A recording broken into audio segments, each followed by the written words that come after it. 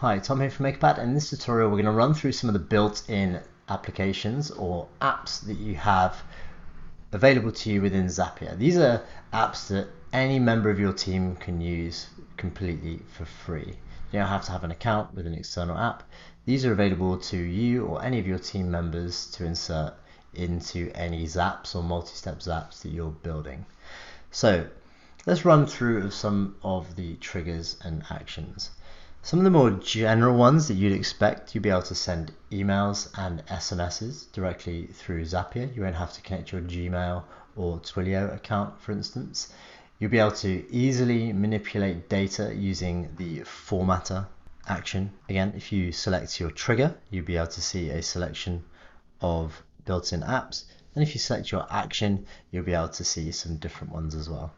So you'll be able to send your zaps or the steps of your zap at the right time using something like a schedule trigger or even a push by Zapier trigger. This is a manually triggered action which you can have as a Chrome extension, which will let you trigger a zap based off of your manual click. In addition to things like filters, which allow your zap to only proceed once a predetermined set of conditions are hit, you have other options available to you as well. So things like lead scoring, you can use the Weather by Zapier app, you can use Zapier Translate, a URL shortener, storage, custom code, or pass, which we've explored before also.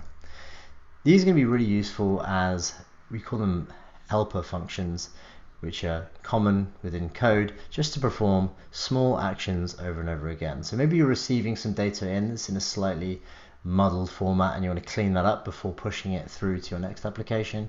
Something like a format is going to be really useful. So there is a series of these built-in apps available to you within Zapier. So go in, test them out, and see if you can improve your apps with these. Hopefully this is useful and look forward to seeing what you build. See you later. Bye.